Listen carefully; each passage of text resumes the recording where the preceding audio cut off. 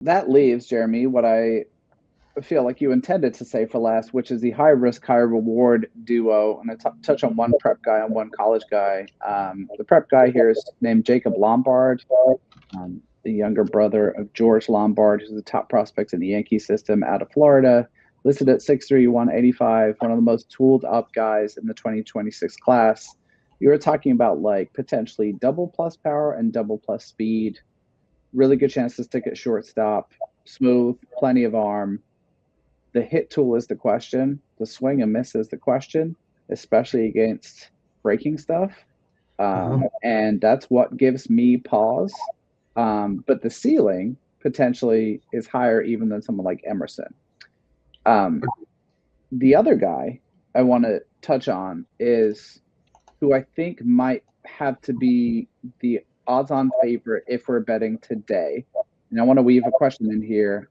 Chris on Blue Sky asked, which of the 89 shortstop prospects at the top of the class should I get to know ahead of this draft? I think if we had to bet money today, that Justin Lebron would probably be the guy I put my money on. The Twins having kind of circled on their clipboards at 3.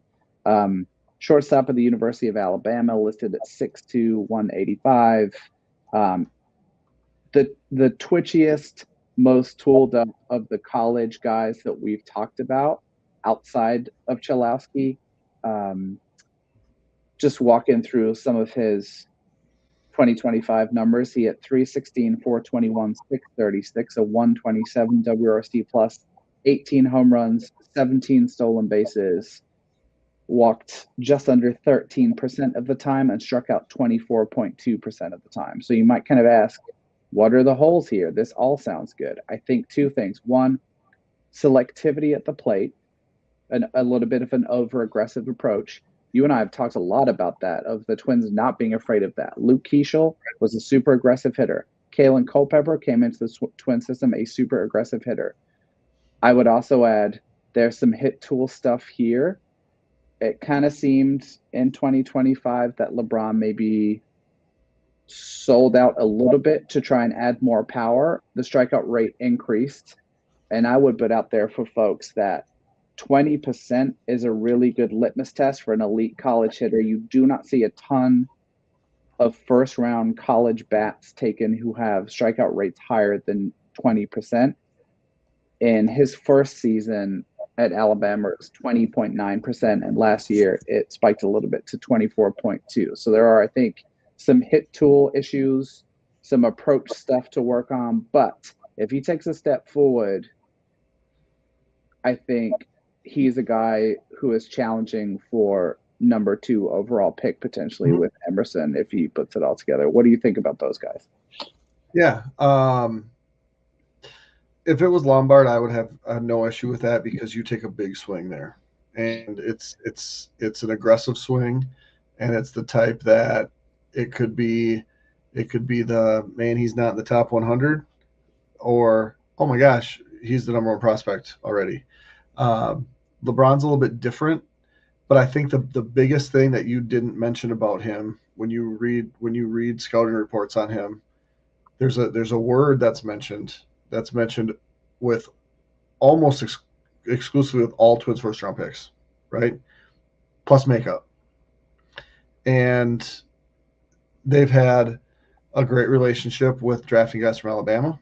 Mm-hmm. They're going to know exactly everything that they need to know about him. And if you're as athletic as he is with the tools that he has, and you're able to play shortstop that he is, that's all great.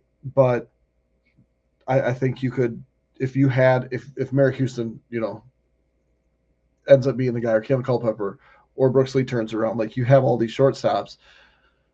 LeBron can play center. LeBron can play third, right? If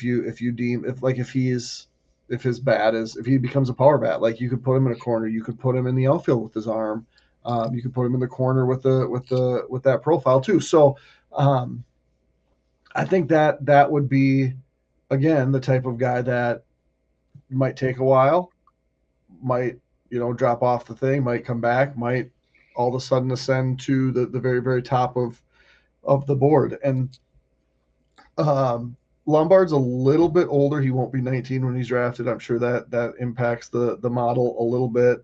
LeBron won't turn 20. He just turned 21. And so Cholowski's 20 until April, but 21, just turned 21, I don't think is going to be a negative mark on his age.